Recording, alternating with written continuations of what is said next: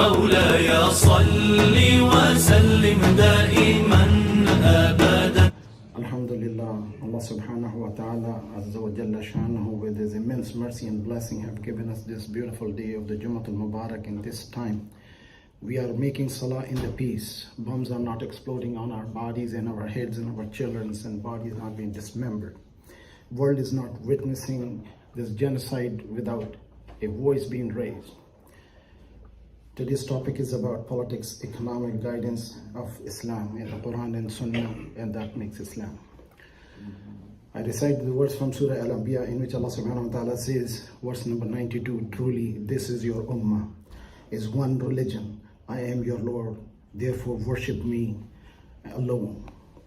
In Surah Al-Mu'minun, similar words, a little bit more detail.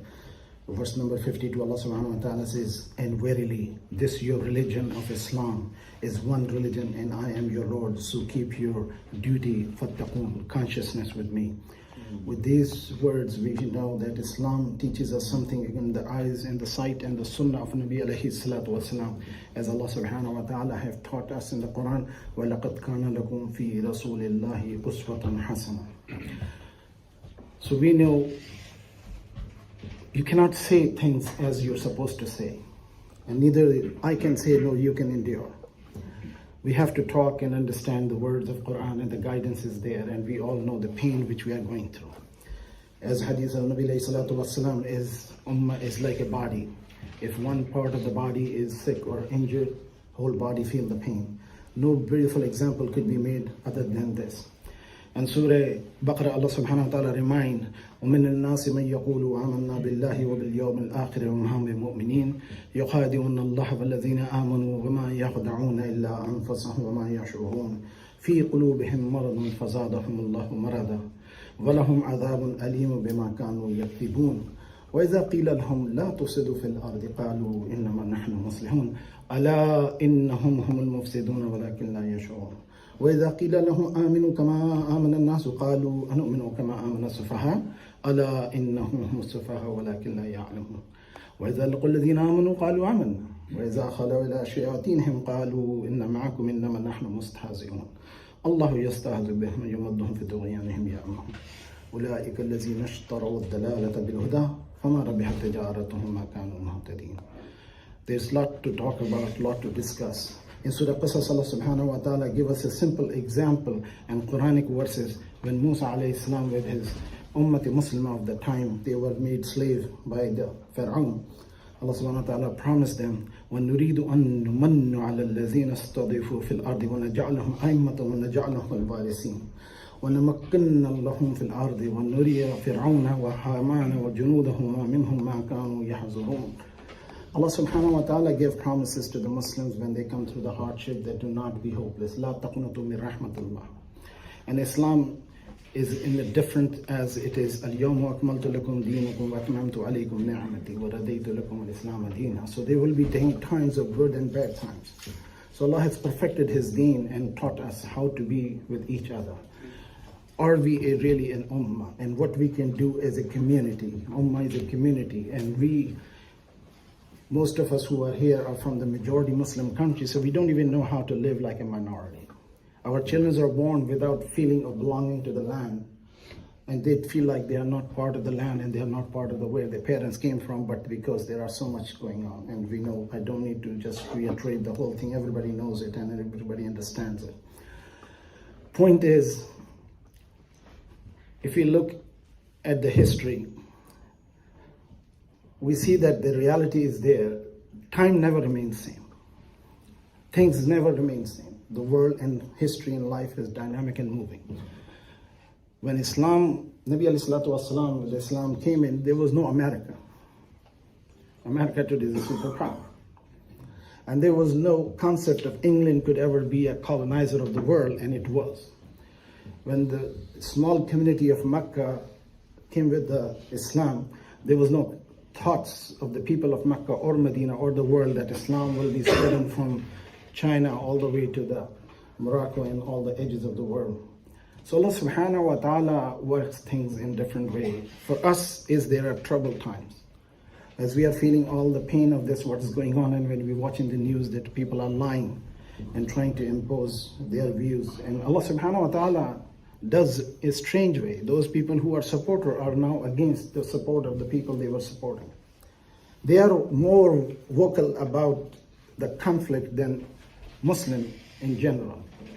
And obviously we are scared, we are not having any strength and power. We cannot do much, we can just talk about it, and we can't even talk openly about it. I have to be using code words and expression and references to say what I'm trying to say. So Allah subhanahu wa ta'ala says to us, Ya ayyuhalladhina amanu taqullaha haqqa tuqatihi wa la tamutunna illa wa antum muslimun. واعتصموا بحبل الله جميعا ولا تفرقوا واذكروا نعمة الله عليكم إذ كنتم أعداء فألف بين قلوبكم فأصبحتم بنعمته إخوانا وكنتم على شفا حفرة من النار فأنقذكم منها كذلك يبين الله لكم آياته لعلكم تهتدون ولتكن منكم أمة يدعون للخير ويأمرون بالمعروف وينهون عن المنكر أولئك هم المفلحون. So ولا تكونوا كالذين تفرقوا واختلفوا من بعد ما جاءهم البينات وأولئك لهم عذاب عظيم. Allah subhanahu wa ta'ala is telling us, hold the rope of Allah, hold the rope of Quran, hold the rope of Sunnah Nabi alayhi salatu wassalam. There will be difficult time. And we, grown up, are feeling the pressure. We don't know how the youngsters are feeling it. And those who are living it, where there's no moment for last 45 days. So for us, what can be done? As we know, it is very obvious that the nations, which are 60 nations or 58 nations who are Muslim, they cannot even say a word. They cannot even come to agree to a point when they have to gathering. Similar is the situation of all over the world. So what I am thinking as a Muslim in America, what can we do, or what should we do, or what should we have done? I have lived here since 1978. I came in, it's almost 30 years, most of my life I live here. And every year we have some or other news going on, which relates to Muslim. So what should we do, and what could we have done? My point here is, are we a community? Are we the ummah which Muhammad Rasulullah sallallahu alayhi wa sallam wants us to be? We are definitely different countries, culture, ethnic background, but our one common ground is La ilaha illallah. Nothing beats that unity. Muhammad Rasulullah. That's the two criteria of Muslim. We have to believe in Quran, we have to believe in Sunnah. So now there comes the collective wisdom of people. When we all came in, those who immigrated, we were young and we were trying to struggle to establish ourselves. So we did not even think of things which we had thought, because we had no elders before us who could guide us. Now we have become the elders. As an elder, are we making ummah or community in America or not? We have no leadership. We have no group to follow. We have no representation or our voice. They are individual, fragmented organizations who are speaking of their views, which are not being collectively working together. Just for one point, as a political representation, there's no Muslim political representation. The CARE is one organization which recently came out, and they are struggling. There are no way to Muslim unity as a common ground. We are always judging, and we are seeing how much of a Muslim you are and how much a Muslim you are not. We are not saying that we are at least common ground. So we need to start breaking the barrier down. That's one thing we need to do. We have walls around us. We need to break those walls down and start seeing as my child and your child is not going to have a different future. What happened when it happened collectively? So my humble request is, we should wake up to this reality and come to realize that we need to have a ummah concept. You may be better Muslim than me, but still I'm a Muslim brother with you. I may not be as pious and righteous. I'll not be coming 5 times to the masjid, and I'll not be observing all the Islamic Sharia law, which none of us, for that matter, is observing. So what we can do, we at least can come together to be a united community. As a community, we are not Arab anymore, we are not Ajam anymore, we are not Pakistani, Indian, Bangladeshi, or whatever they are. We are Muslim. And that is a unity, and Islam means peace. So we are peaceful people. So we should start thinking in the line as a community. Unless we become a community, we will not have a next step. In community, we need to have elders who would guide, not take over. Every masjid, when it is built, then it is taken over by a group, and that group will not let anybody come in. We need to break this wall and barrier. We need to start being a community. And how we can become community? If I have certain Islamic interpretation of the Quran or the Sunnah, or I may follow certain school, and you don't follow that, then we build a wall among us. Then we become a cult. We need to break those walls down. We need to first come to the La ilaha illallah Muhammad Rasulullah. That is common with us. You may dress differently. Your family may live differently. You may have different preferences. You may want to enjoy your life in different way, but still we all have to be an ummah. We're not talking about grades of judging. Judgment is for Allah subhanahu wa ta'ala. So one thing is that we need to become a community, and that is, I'm emphasizing constantly, I've said this word 50 times, that we need to become a community before we become anything. With the community, we need to have an elder group to advise and guide, and there should be sisters equally involved. The women are 50% of Muslim population, and they're totally out of the Muslim community activities. We need to bring them in to the point where we will be behaving. You know, when we are Muslim men, when we are sitting, we are sometimes not very observant to our language. But when sisters are there, we are a little careful. So we need to have them come because they're part of our community, because suffering, when it comes equally, and they suffer more. As we see our sisters in Palestine right now, the women who are pregnant, they're losing babies, premature babies, how mother goes through the suffering. Everybody's woman is felt a pain of, but Muslim woman has no pain according to them. They don't exist. They're not even human. They're subhuman just because they're Muslim. It's very painful to see, and we are not learning from our experience, that we are still not coming as a community. We are not coming united into one cause, that we should have a goal of good betterment of this community, of the country, for the mankind. So once we become a community, maybe we should start making a potluck group where we could gather and everybody should bring food from their home and make a community and sit together and eat. We don't have to agree, disagree, just be together.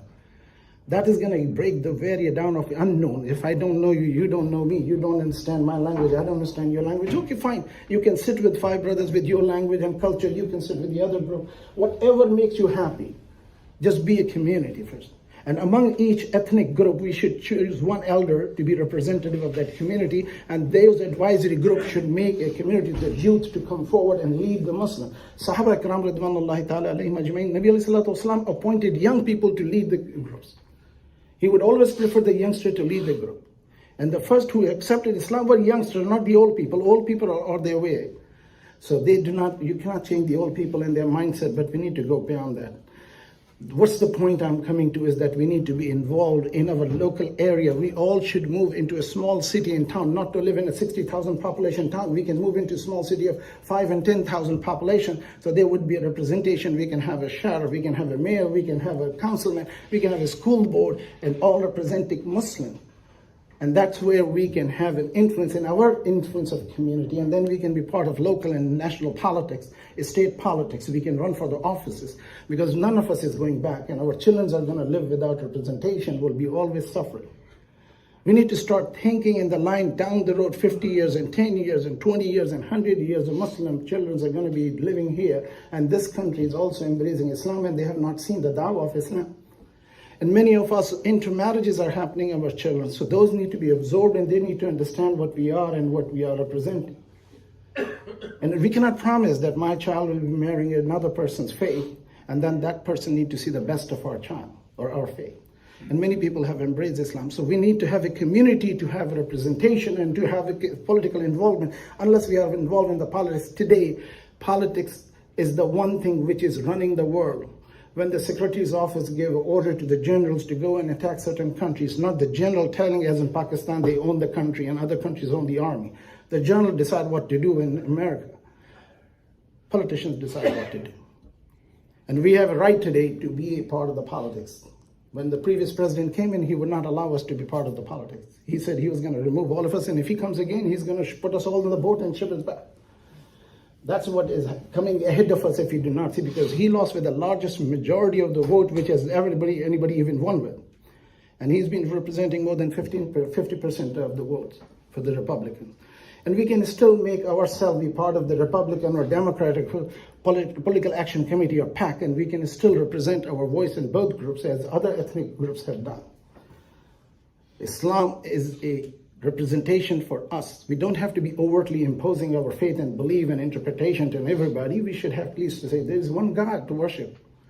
And Quran talks about the Yahud and Nasara and Torah and Zabur and Injil, and all those things are being spoken about. Point is, we have no representation. Even though we have the best of the brain, we have the best of the qualified and intelligent and hardworking, sincere, law-abiding, tax-paying citizen in this country. Lowest number of violence is in the Muslim community. High percent of the law-abiding citizens are in Muslim community.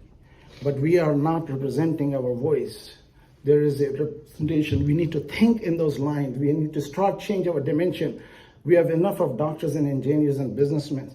But the second thing in the country which makes it law or rule or influence on rules and laws and lawyers and the leaders is the finance. We are a significant population which has a participation in the economic system. But we individually are thinking we are not part of the system.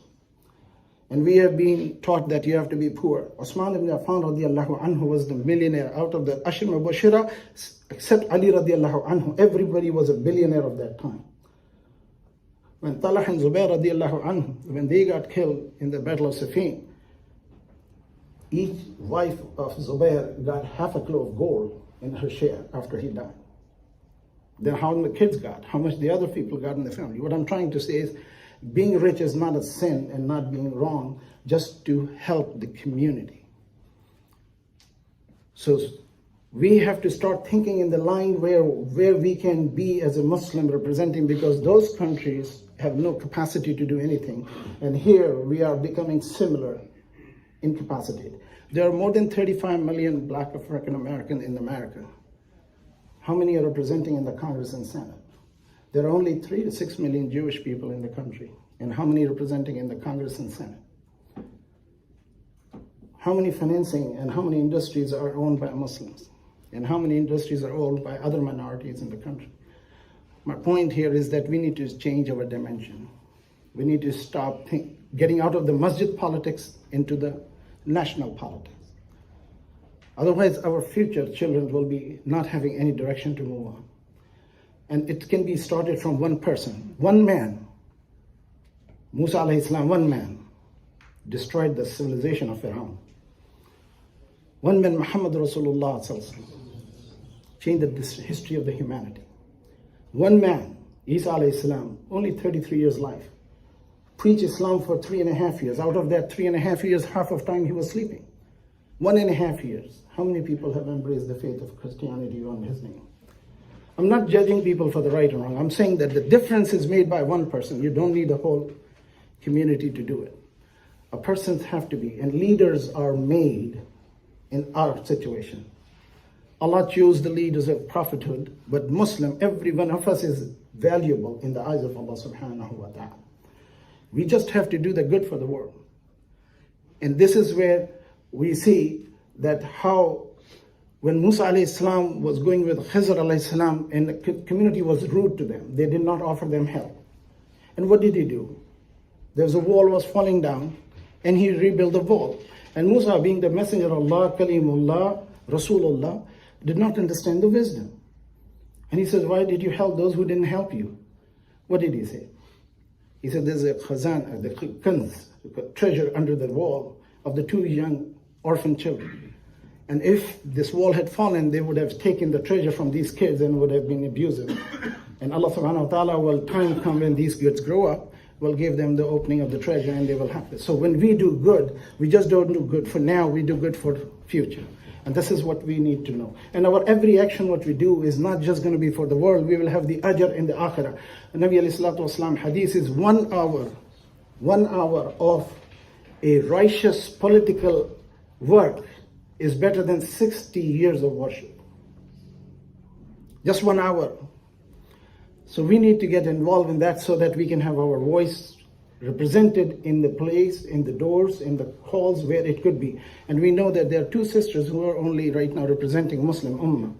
And how much they have caused the change, at least this is what we hear. So we need to start thinking in those lines. Just a reference, a few years ago somebody sent me an email that Muslim gives zakat or fitra $80 million. All was sent to the other countries. If you look at the fitra and zakat to be applied locally, we do not apply it. Zakat, fitra is $10. If there are 10 million Muslims, unofficially and officially there are at least 6 or 7 million Muslims. 7 million multiplied by $10 fitra across the United States. So somebody called the police, the fire department's coming for the gathering. Okay. They're outside right now and they're coming